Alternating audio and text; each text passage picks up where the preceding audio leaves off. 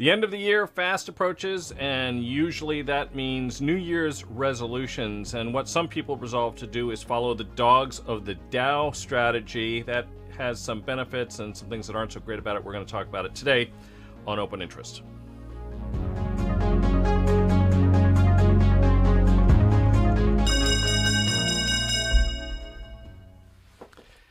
Hello everybody and welcome. I'm Mike Coe. Welcome to Open Mic. So the dogs of the Dow and the slightly less well-known dogs of the S&P are stock picking strategies that have focused on the Dow Jones Industrial Average or the S&P 500. And at the start of each year, investors will select the highest yielding dividend stocks, usually the top 10, and then allocate an equal amount of capital to each of those, and then you would rebalance that at the end of the year.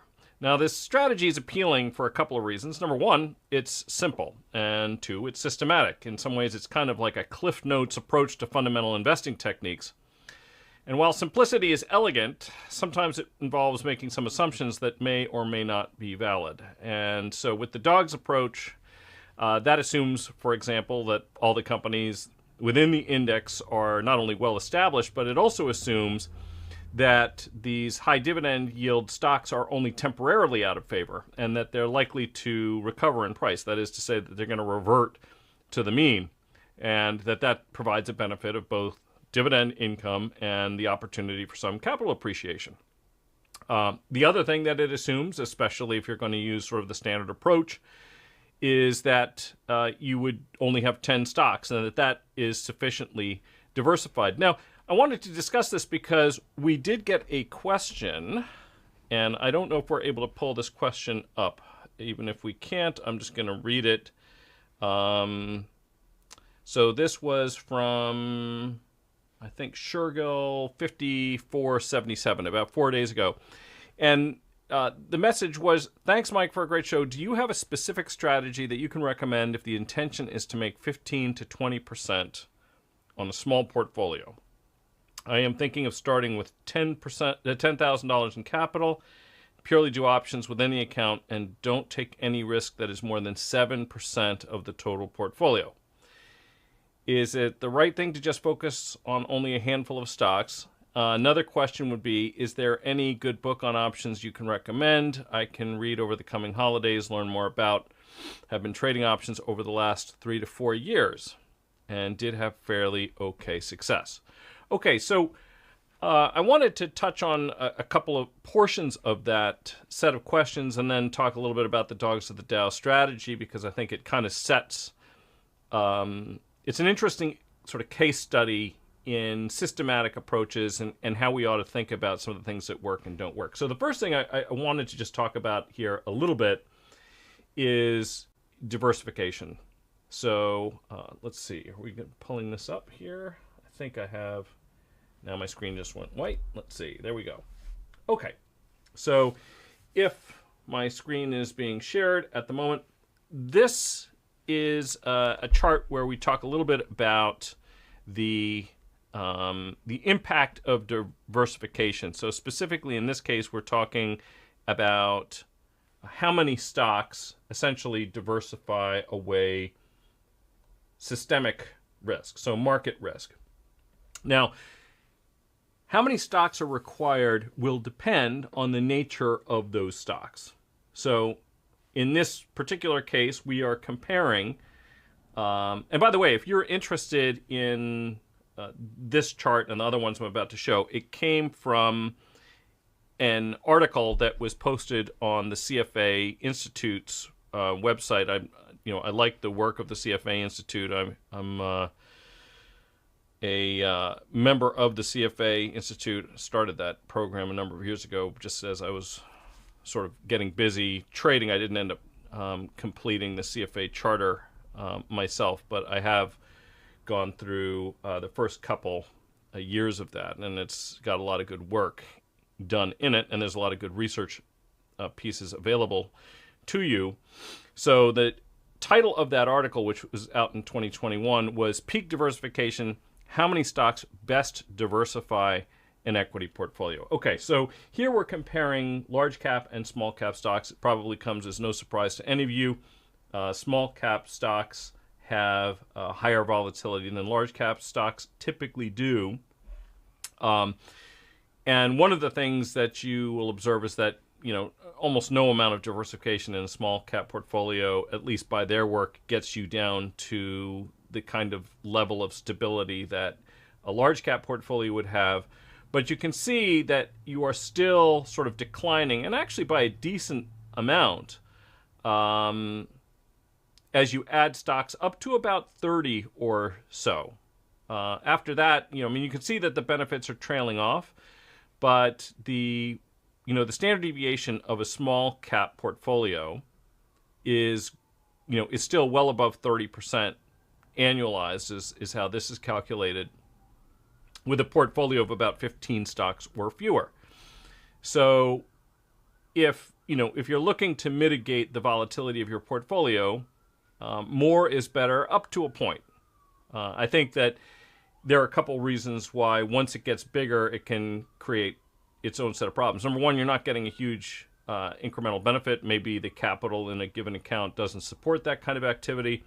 But there is something else, which I think is important, which is that, it's only possible to really keep track of so many stocks and positions at one time. Some people can, in their mind, keep track of a huge number. One of my former employers, actually, from Ivy Capital in Los Angeles, it was just remarkable. If you looked at his screens, on one screen, he had a universe of probably 300 stocks that he followed pretty closely. He didn't have positions in all of them at all times, but he sort of had them organized so that, and he had green for stocks that were up and red for stocks that were down, and he had them grouped by industry and in sort of a way so that he could kind of feel money flows. But in any case, for most people, a really big portfolio of stocks is going to be kind of hard to keep track of.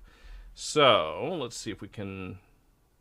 So now here we're looking only at dividend versus non-dividend stocks. When I created this image, it looks like I clipped off the part that isn't. Dividend paying stocks are typically lower volatility than non-dividend paying stocks. Here too, you can see a pattern that is kind of similar to the small cap versus large cap, which is that the benefit of additional diversification for non-dividend paying stocks within a portfolio extends a little bit more than the incremental benefit you're going to be receiving for the dividend payers.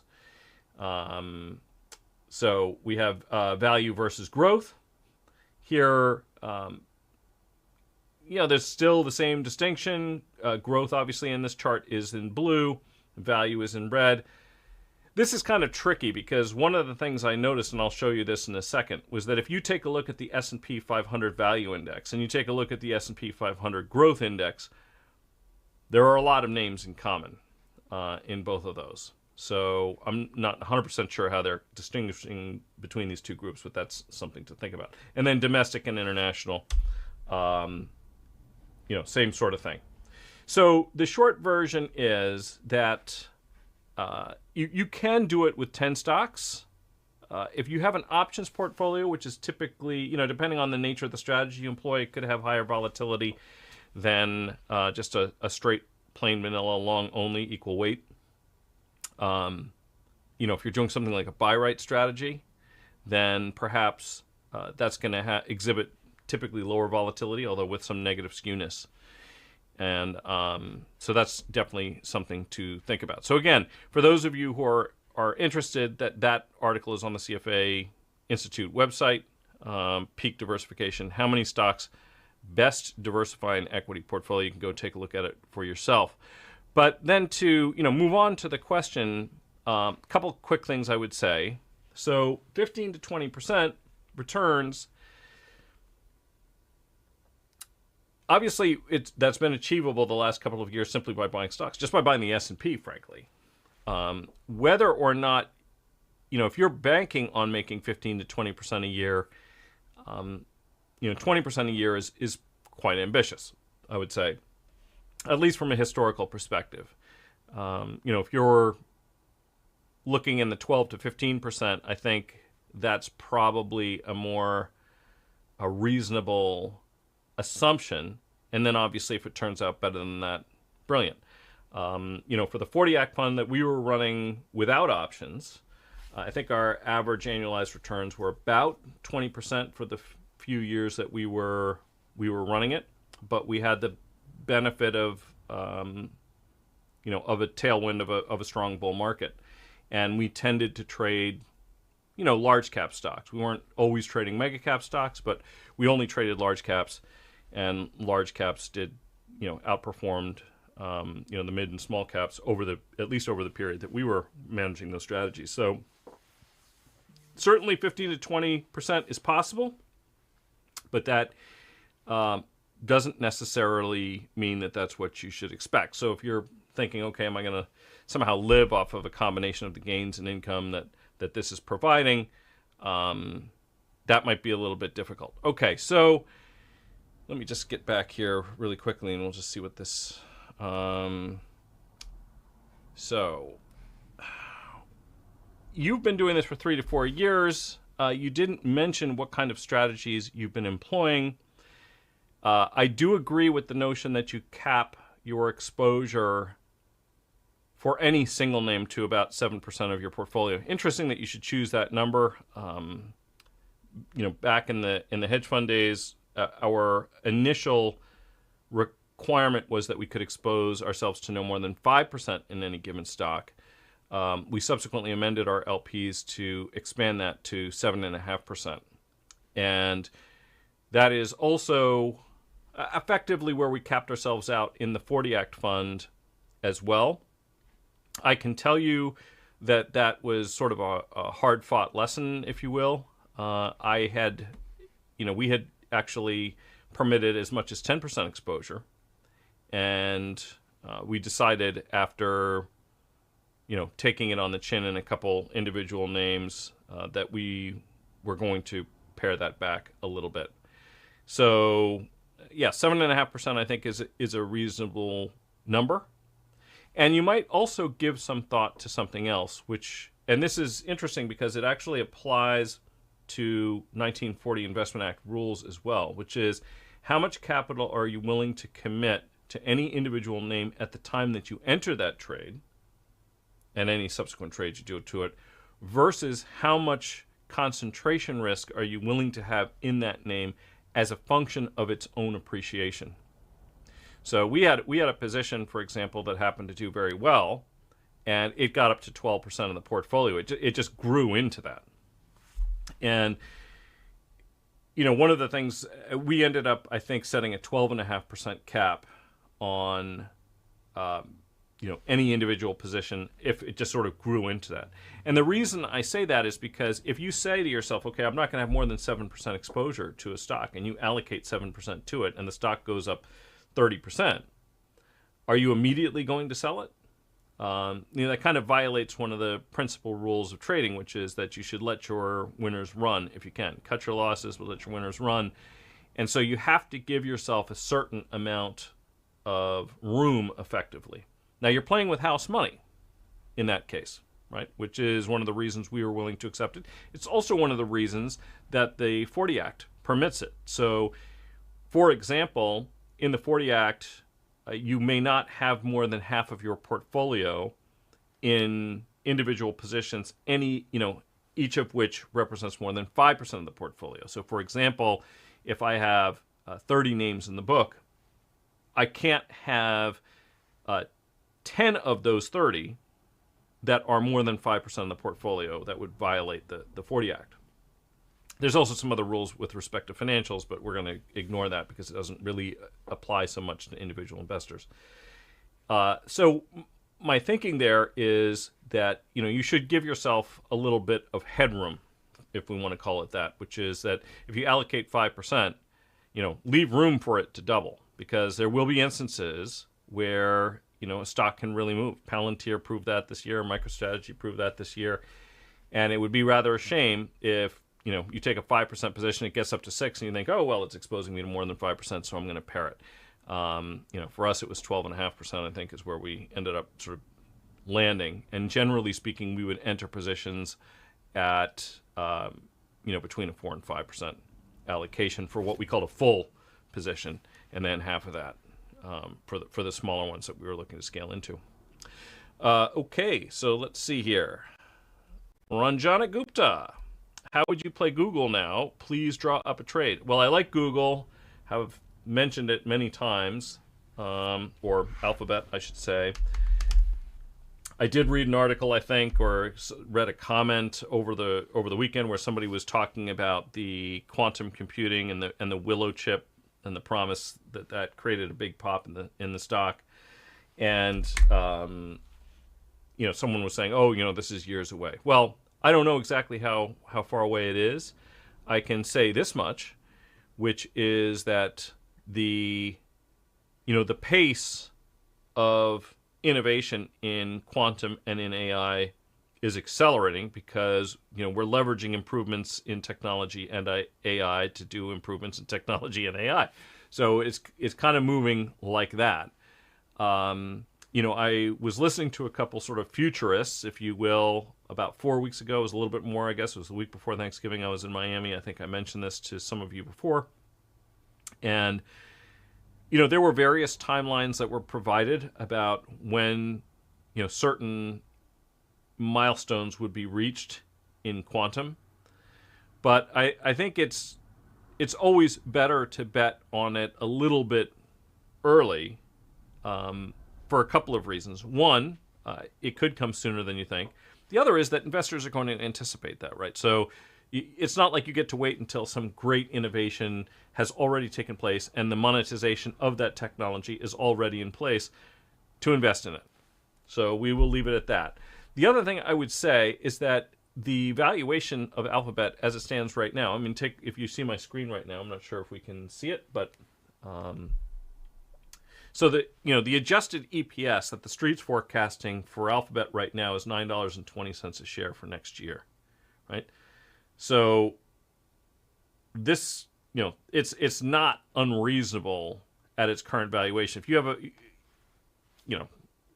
you could pay 24, 25 times forward earnings for the S&P. You can buy Alphabet for the same multiple or less. As strong a balance sheet as you're going to find.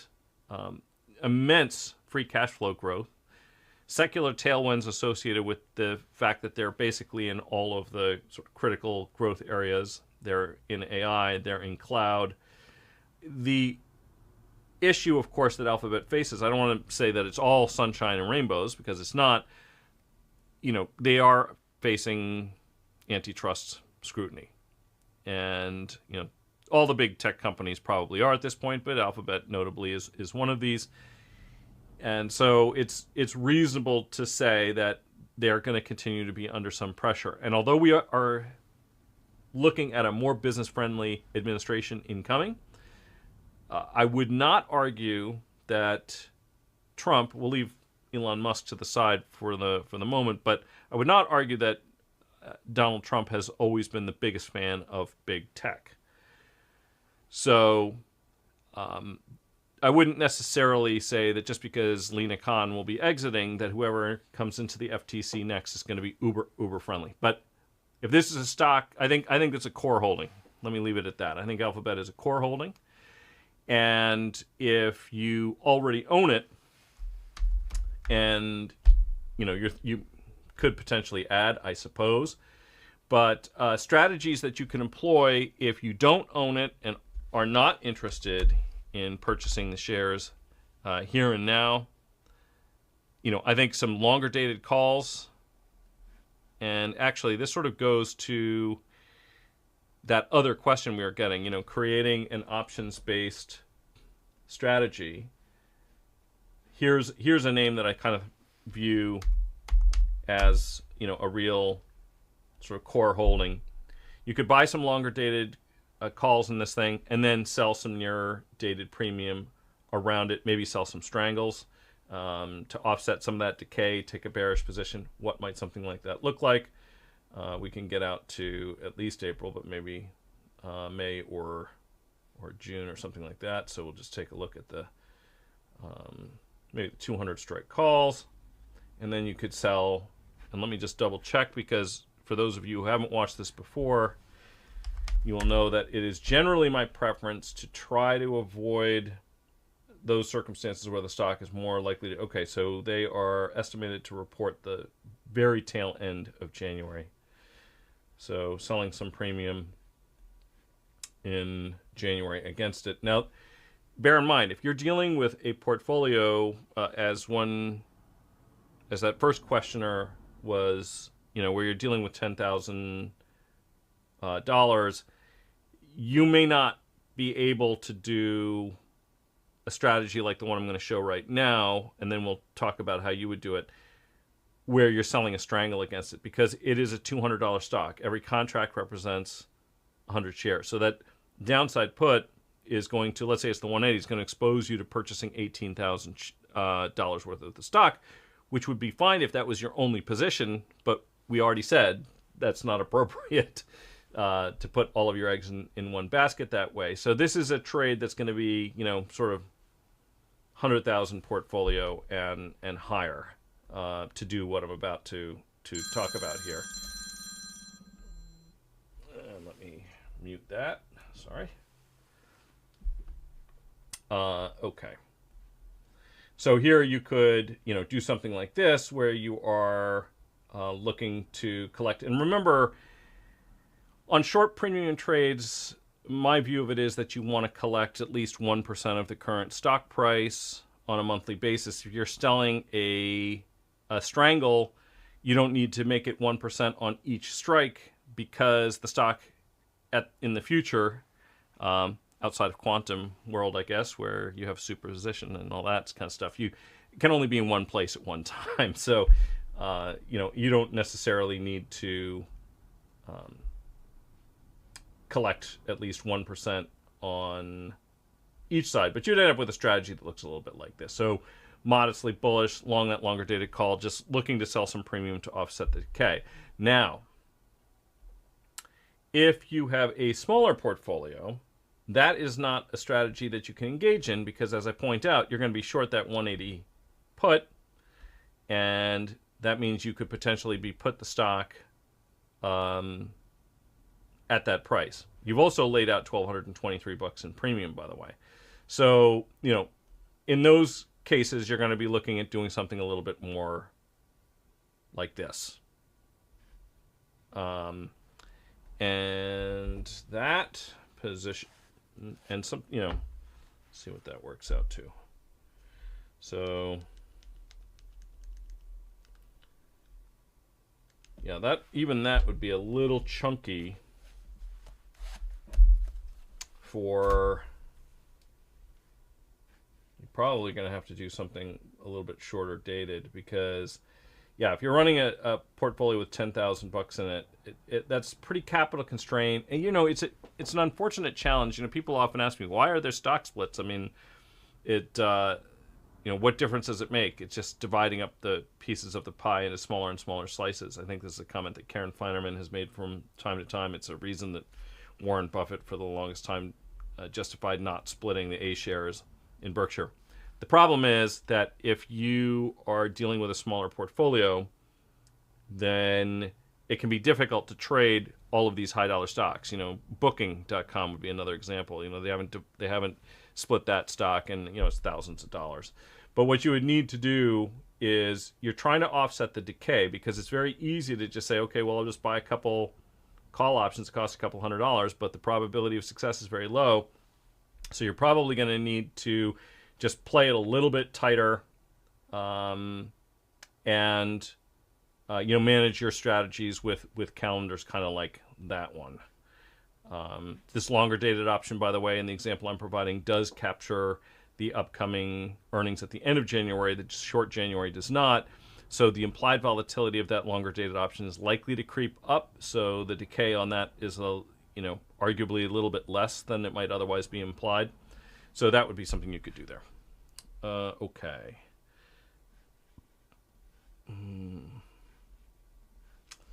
Eileen, you produced such a professional, interesting show. Thank you. Merry Christmas. Merry Christmas to you. Thank you for watching. Oh, which I should probably mention, on Christmas, we will not be doing the live stream, which I'm sure all of you can understand. We will be celebrating here at home and have some people over that afternoon. So I will not be doing a live stream on Christmas afternoon. And I'm not sure that it would be all that valuable if I did, because I'm probably going to don't take advice from people who've had a glass or two of champagne before before they give it to you. Finn West, Mele Kalikimaka, yes, Merry Christmas to you. I'm hearing Bing Crosby in my head as you type that.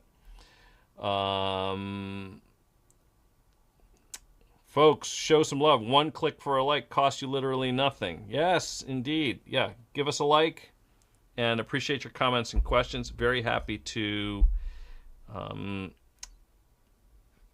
get your likes and click the subscribe button and all that. Steve Garcia says, as you look to 2025, what do you think would be the 1 or 2 best performing sectors and which ones to avoid? So this is interesting. And we can go back to that sort of dogs of the Dow approach, which I think might show you some of the flaws in that approach. Let me do this.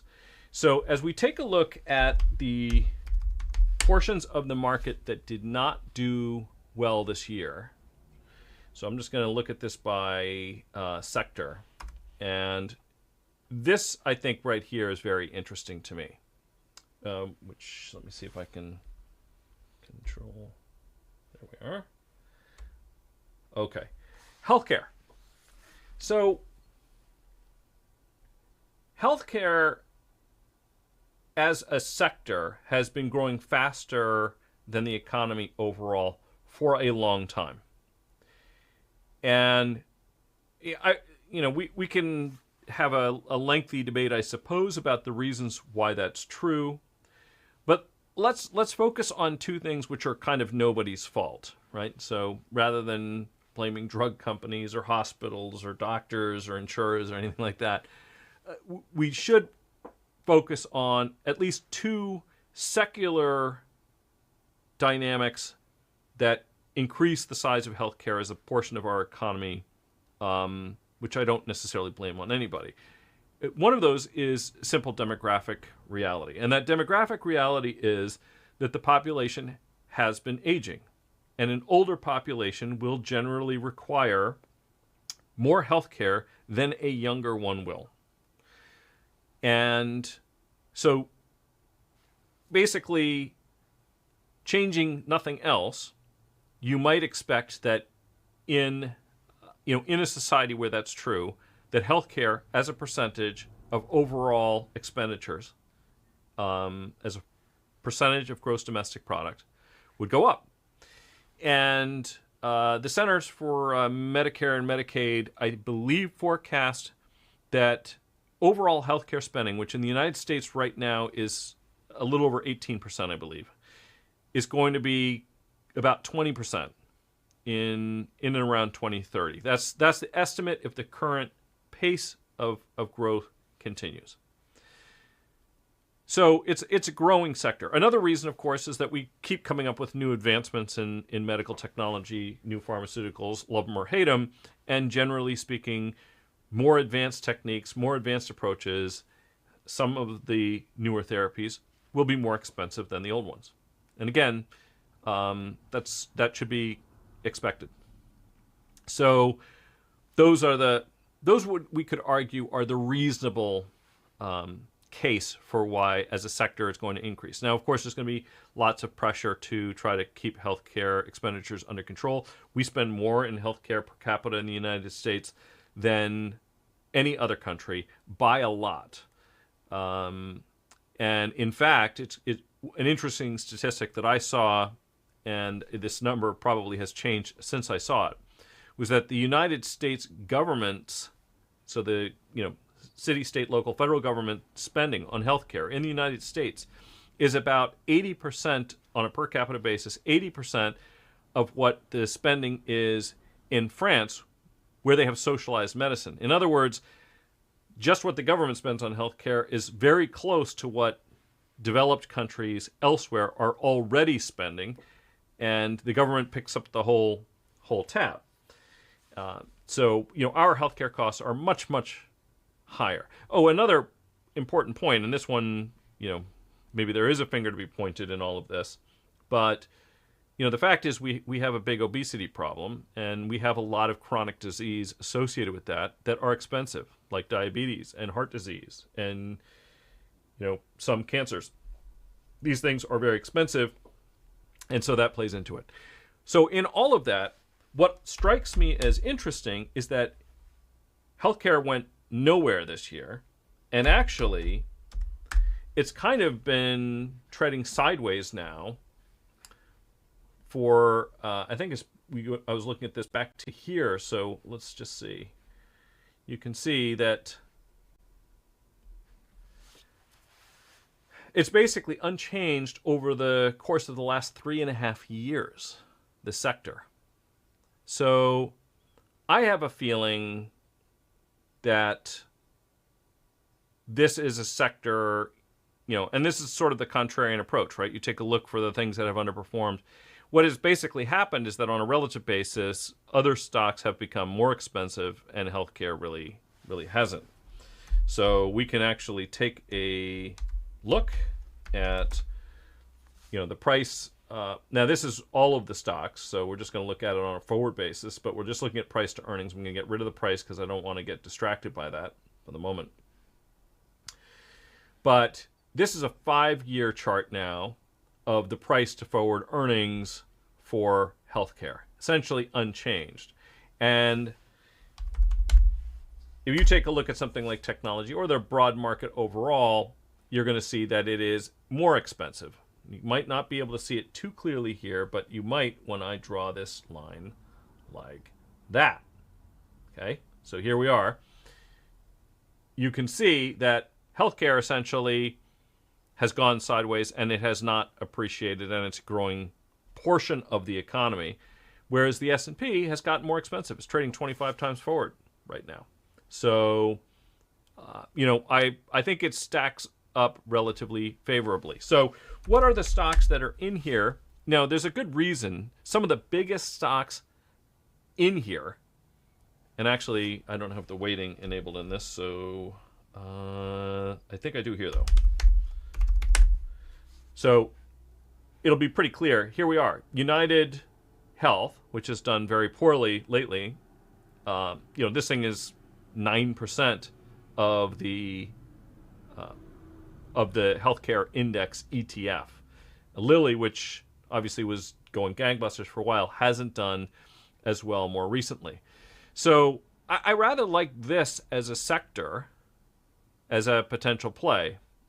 United Health, by the way, has gotten relatively cheap to its own historic valuation. Okay, so why didn't that work? Because I probably typed something improperly.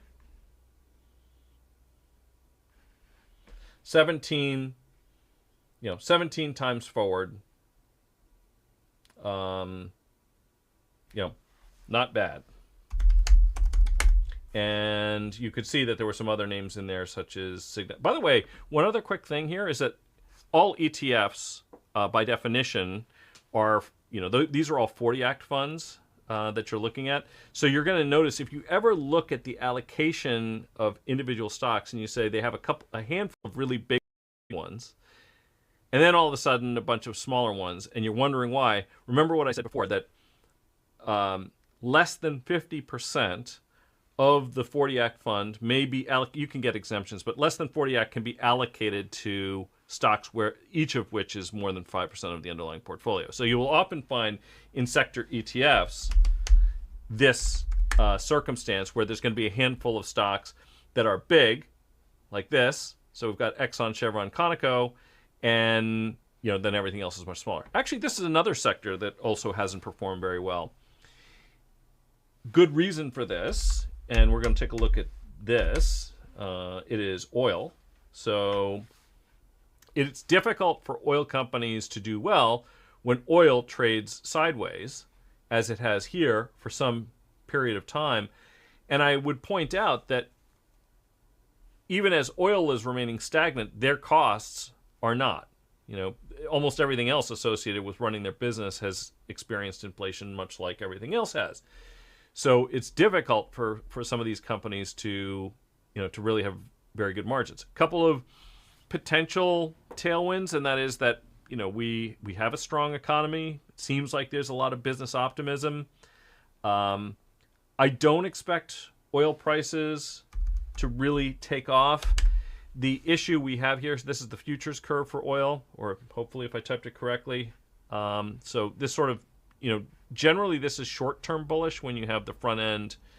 We call this backwardation when the front end and spot is trading higher than the long end of the curve. But the fact of the matter is that the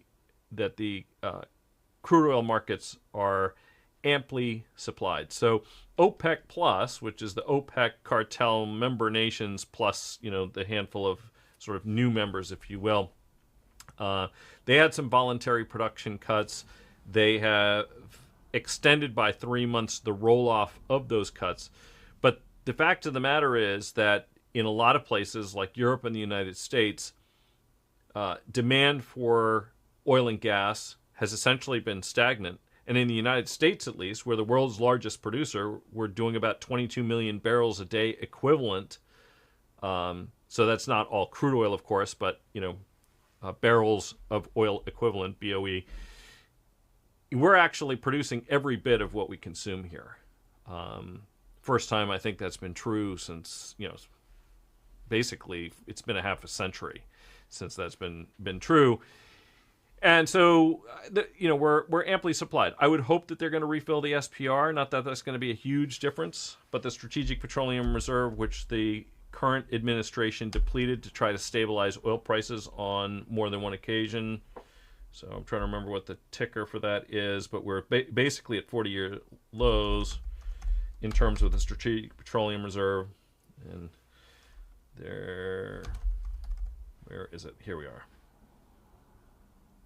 I want the SPR. That's the one I want.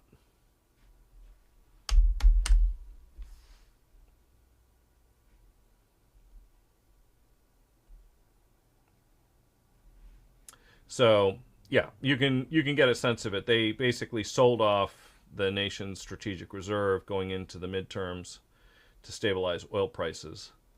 It's kind of interesting because, of course, all-time, you know, highs in crude. We had that back in 2008 when George W. was president. Crude got up to $146 or so a barrel, and you know, it was obviously a big election year. They didn't dump oil on the markets to try to depress prices. It's a bad move strategically. I'm sure most of you would agree with that. But you know, we obviously have some room to refill that. I hope that they do. And you know, that's something that could help create some measure of stability. A strong economy could. And here's something else. You know, names like Conoco. Conoco just acquired Marathon, and you know, this is a company that's generating a tremendous amount of free cash flow. I mean, you're looking at $9 billion in estimated free cash flow for 2025 on a $125 billion company. You know, if you see a 5% free cash flow yield, that's usually considered very favorable. This is a lot higher than that. So this is another area I think that you could take a look at as something to look at into 2025. You know, it's a naturally contrarian thing. You know, you start with, okay, what underperformed, and, you know, what might we look at? REITs, arguably, we've had rates tick up. I think I had on my screen there,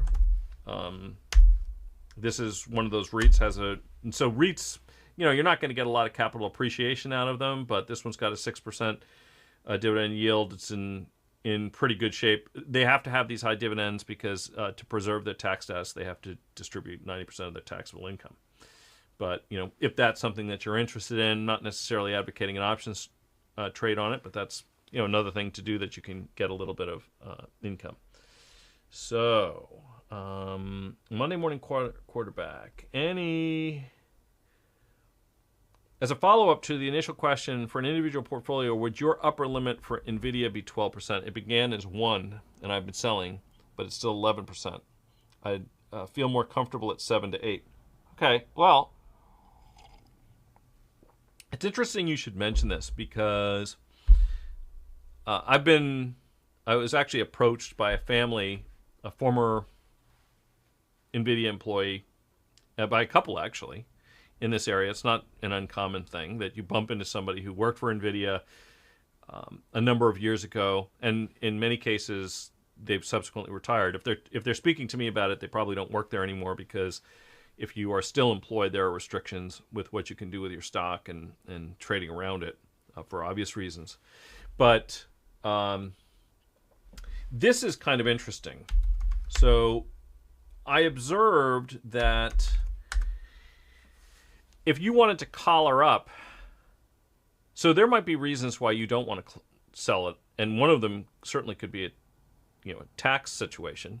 Now, I'm not offering tax advice, so you have to be fairly careful about things like constructive sales. So you can't synthetically sell your holding so that you have no effective P&L. From the IRS's perspective, that would be viewed as a constructive sale. But you can do things like, buy some protective puts against it that are out of the money, sell some upside calls to help finance those, and get yourself into a position where, you might have an asymmetric payoff on a position like this. And the reason you have that is because interest rates have risen, and call options and put options have to reflect the cost of money. Now, this doesn't create an arbitrage necessarily, but a lot of people who have concentrated holdings in individual stocks may not want to sell them for a host of reasons, not least of which is maybe they're just adhering to what I was talking about earlier, which is this notion that you should, let your winners run. But take a look at this, okay? So NVIDIA is trading about $140 a share, give or take. You could buy, let's call it a 20%, or even a 10% out of the money put option. So, that's going to be about $15 lower, $125. So that's about a $24.50 option. Now take a look. This is out to January 27. Now take a look at what call that would correspond to. Okay, so 10% out of the money put, $25-ish. On the upside, the $24-25 call option is up in this neighborhood, about $220. All right. So, that's 58% higher. So you can put a 2-year collar on your stock, and for even money, have 10% downside, 55 to 60% upside over the next 2 years. So you can reduce there are different ways to reduce your exposure. One is, of course, to sell the position, but then you have a taxable event. Another is to say, I'm ready to play this out for another year or two and see how it goes, and trade off 10% downside risk in my position for another 50, 60% to the upside for even money.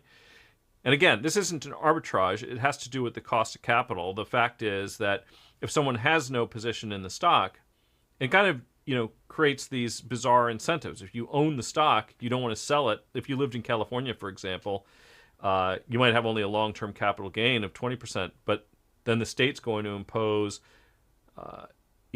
something akin to an income tax, because they don't really have the concept of a capital gains tax on you. So, let's say you have $1 million worth of stock that it's been a 5-bagger. Let's say you've had it that long. You had it for $200,000. You had $800,000 in gains. Well, the California income tax alone on that is going to be about 15% in that kind of a tax bracket. If you're in that highest tax bracket, well, that's a lot of punishment. You might say, you know what? Rather than pay the taxes as a downside, I'll just take that much downside risk and let that capital ride for a little bit longer, and sell an upside call, do it for 2 years. So you can kind of synthetically create your own prepaid forward, if you will, around your core stock position, reduce your exposure. If you have a CPM account, then you're going to still have access to it. You have to borrow the money, of course, and short-term rates are higher, so that's the reason there's no arbitrage, but it's something to think about. So let's see. I read a study on calendars and diagonals that noted that although your back month had higher vega, implied volatility changes impacted the front month more. The only time this isn't the case if the back had a major event. Okay. So I don't know which book you are referring to, but it is true that the vol of vol is higher, shorter dated. The vol of vol is higher for short-dated options than it is for long-dated ones. What I mean is that the implied volatility of options that expire within 15 days, 30, 45, or 60, that volatility will tend to move around much more than the implied volatility for a long-dated option. And we just saw this happen. We saw it happen in SPX. So let's take a look. So we had that big spike in volatility last week. And so I'm going to go back to the 18th. Oh, whoops. Sorry. Go to the term structure here. And this will be a really good illustration of this, if I can get it to work. There we go. So here we are looking at two different days. I'll go to the 17th. So from one day prior, so this is from one day to the next. So this is the close of business on the 17th, last Tuesday, to the close of business on the 18th, last Wednesday. And implied vol, you can see, moved much more in the front than the back. So the front, the one-day options here went from less than 15% implied volatility to 26%. And maybe the 1 month options are probably a good one to take a look at. So that would have been these right in here. We can see that those went from implied volatility of 11.5 to 16. And then if you go out 1 year, I only have this out to 9 months, but if I put this out to 1 year, I can adjust it. You know what? I'm not going to bother with that for now. But if I only go out to, say, May, so we're now looking 6 months out, those went from 14.8, we'll call it 15, to 16.7, 16.8. So 1.8% increase in implied volatility out 6 months versus an increase from 11.5 to 16.5-ish out 1 month. So 5% increase. But the vega of those longer dated options is higher. So the amount that the value of those options change for every 1% move in implied volatility is greater for the longer dated options than it is for the nearer dated ones. And one way to think about this is there has to be some relationship in the change in options across the entire surface. So if the longer dated options, and why is this? Okay, so first of all, let's just talk about why is this true? The reason that the vol of vol is higher in these near dated options is because they are responding to what's actually happening. And when volatility ticks up, it can get choppy for more than 1 day. You rarely have a huge move on 1 day and then all of a sudden everything quiets down and it's all good. So, you get these aftershocks. You can have an earthquake, and then you have a series of aftershocks, and then eventually things settle down. And that's what the longer-term implied volatility reflects. So another way to think about it is that imagine you had a long-dated option, but you had to bake in event variance. You had to bake in these little earthquakes and aftershocks that take place at various times in between. So, of course, that longer-dated option has to go up a little bit to accommodate that. But just because you're accommodating the earthquake and a handful of aftershocks doesn't mean that you think you're going to have a 6-month earthquake. So, the longer dated ones are going to reflect an average that incorporates those shock events and then the predominant sort of reversion to the mean volatility over time.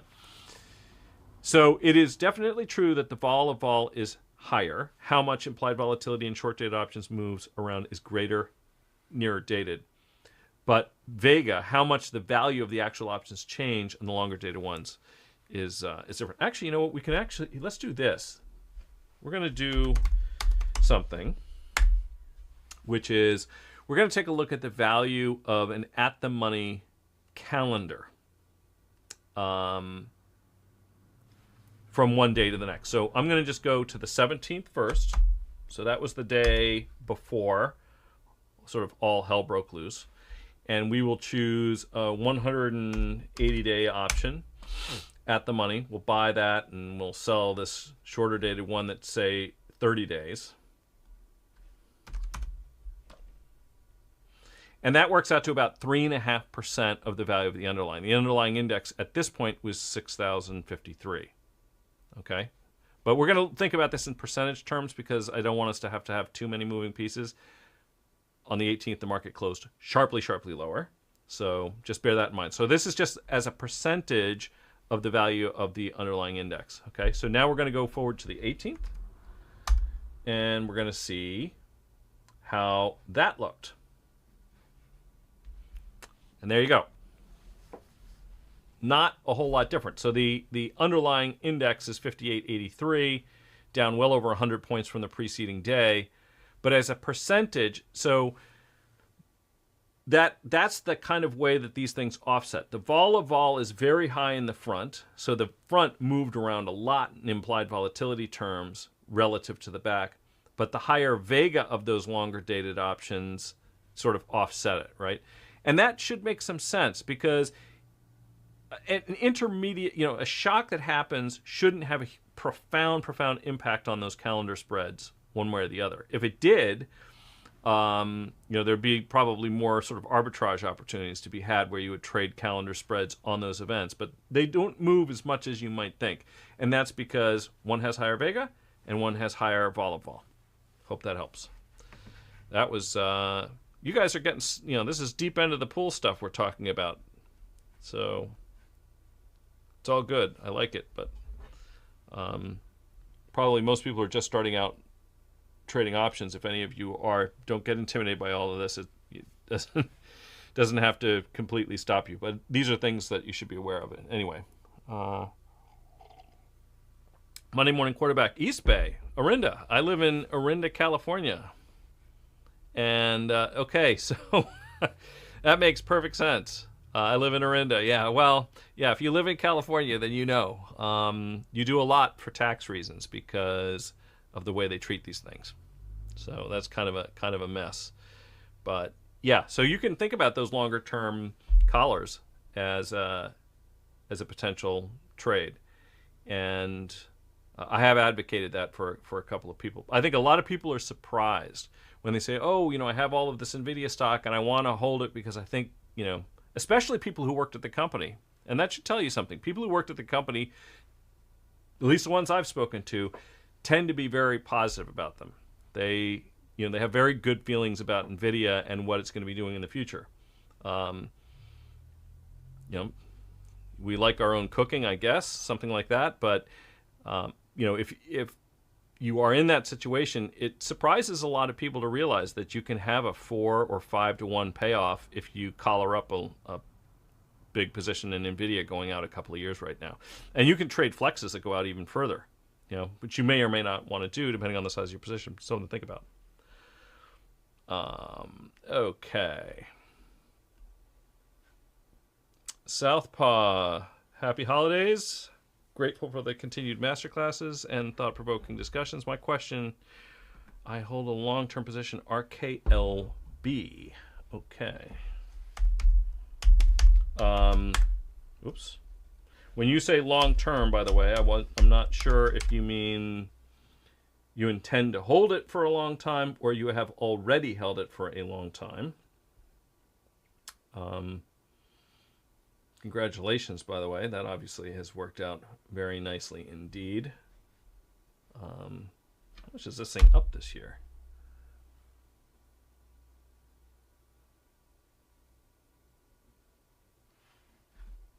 %363%.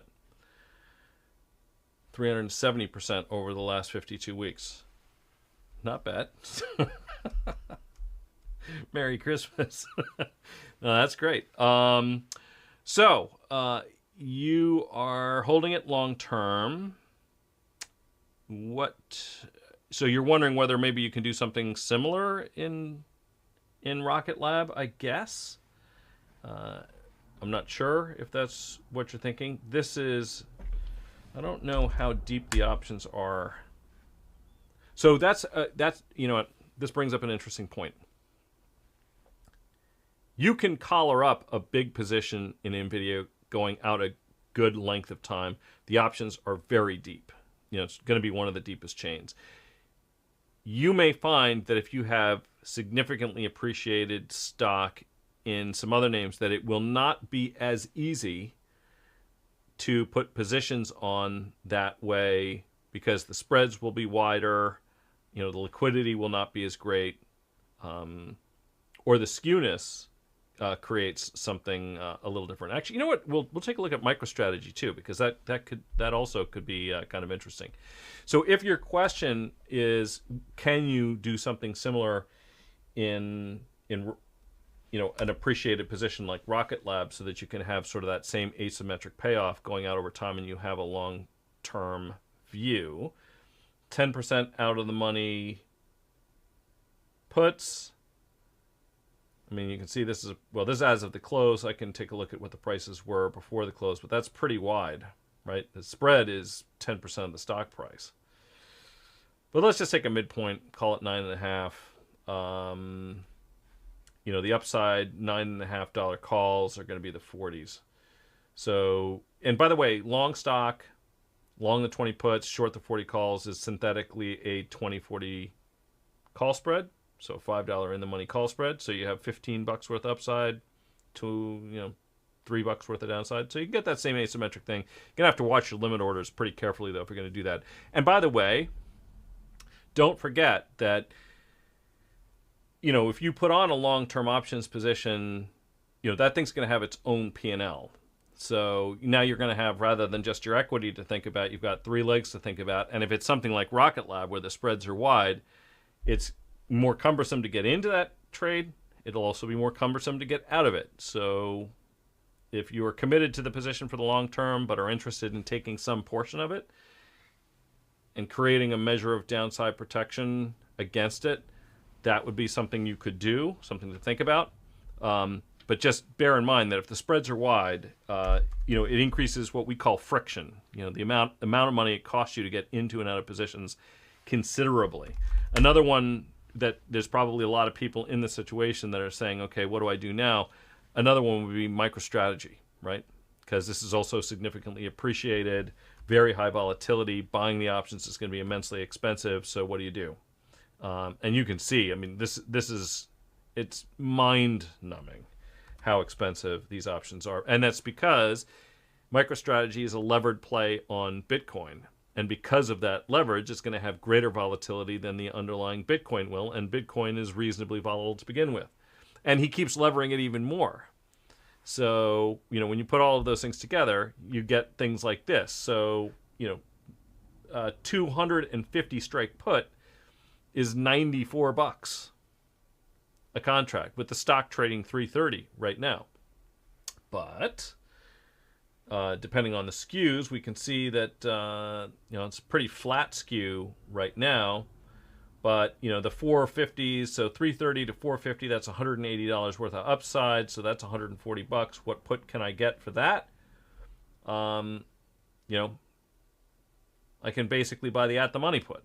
So then you can get a, basically for the cost of carrying the position, which is not inconsequential over 2 years, but you can essentially get something that looks like a synthetic 330, 450 call spread if you already own the stock. And, you know, that thing's trading fairly close to even money. So again, and you know what? For those of you who aren't familiar, I'm going to just build this in so you guys can see what this looks like. So MicroStrategy, we're going to just build this really quick.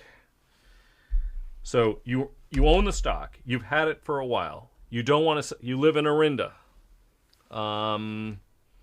like Monday Morning Quarterback does, and you have really onerous tax considerations. So you're stuck. You're married to it. It's in a taxable account. What are you going to do? You still want to own it, but you're concerned about the downside. So you have your stock. and you can't sell it. See, if you could sell it and there was no taxable consequence, then we would start thinking a little bit about the carry cost, which is how much interest you would be foregoing on the cash balance you would otherwise hold. But that's not really applicable here. So what we do is we buy a long-dated put, call it the 330s, and then sell a long-dated call against it, and take a look at which ones you're going to be selling to get, it's assuming 143, so I could, here, the 450s. That's what that strategy looks like, right? So, you know, a lot of upside to not much downside, but I think there's something else that you ought to, you know, there are other things that can play. The carry cost can change, stocks can go hard to borrow.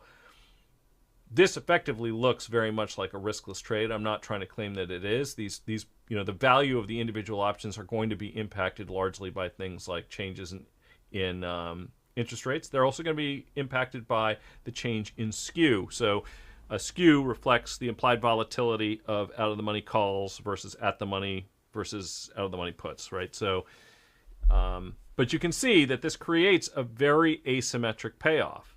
You know, according, you know, if you wear it all the way in and not accounting for carry costs, if you are able to get the trade on at this level, you know, every time you put this thing on, you know, you're risking $460 to the downside to make potentially 11,500 to the upside. Now, bear in mind that this assumes you're ponying up all of that cash. So, you know, you're going to be spending $1,500 a year in foregone overnight interest rate collection just to put this on. If you have, let's just assume 5% to keep the math easy, right? Or just under, right? So $30,000 equity position, and you could get $1,500 in interest on that $30,000 just risk-free. So don't think that there's no trade-offs. There is, but that's a pretty favorable risk-reward relationship for those of you who are in positions like that also, right? Okay, so we're coming up close on the hour. We're actually past the hour, but producer Jay, I don't know what his schedule is, if he's able to stick with it just a little bit longer, since we're not going to be around on Wednesday. Incidentally, also, I'm going to be next week. I am traveling, so I'm going to try to do the live stream from the road on Monday, and then, you know, Wednesday's another holiday. But so how would you manage the long-term collar? Yeah, so that's the thing. You know, managing a long-term collar is, you know, don't trivialize that, because the fact is that the value of those options is not going to change a whole lot in the near term. And it's not even going to change as much as you might think as the underlying moves around. So the stock's going to go up and it's going to go down. The long-dated options in a high-vol stock like that are very close to 50 delta. So that's going to, you know, you're not going to have a huge opportunity to trade into and out of those longer-dated options in high-vol stocks with wide bid-ask spreads. You know, you're going to have to work your way into it. It's possible, you know, that you can get into and out of them, but they can be a lot more cumbersome. Leaps, especially if you trade them in good size. NVIDIA, this is less of an issue because NVIDIA is highly liquid. The spreads are very reasonable. Microstrategy, you know, put that trade on and just, you know, you may be able to trade out of it at profitable and favorable levels in between, but don't count on it. You might just say to yourself, okay, I have a very favorable risk-reward relationship. I'm willing to accept that. Let's see, ARM. Okay, so let's take a look at ARM Holdings here. Okay. Didn't say, did you say whether you had a position in ARM? I'm trying to see. And now I've lost that question in here. All right, so technically that is a pretty rough setup, I think we can agree. That's about as negative as I've seen technicals on pretty much anything, is what we're looking at. Although, you know, one could say if you're going to be contrarian about things, I suppose. But right now the technical setup for ARM is not that spectacular. If you're trying to play this from the long side, though, let me just switch this over. And let's just quickly check when the catalysts are for ARM. So our next big event is going to be first week of February. And then May. So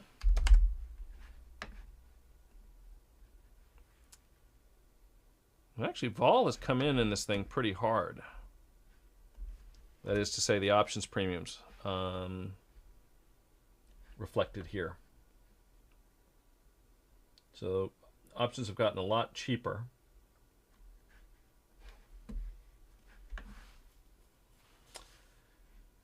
I would try to capture the event if I was going to get it on the long side here.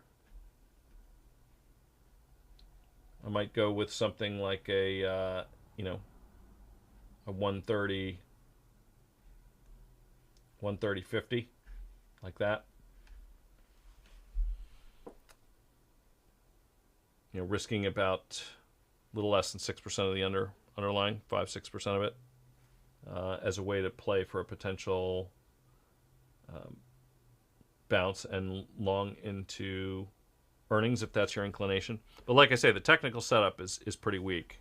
You can see here also that the options play technical indicators also aren't too positive. And I don't fancy myself a technical analyst.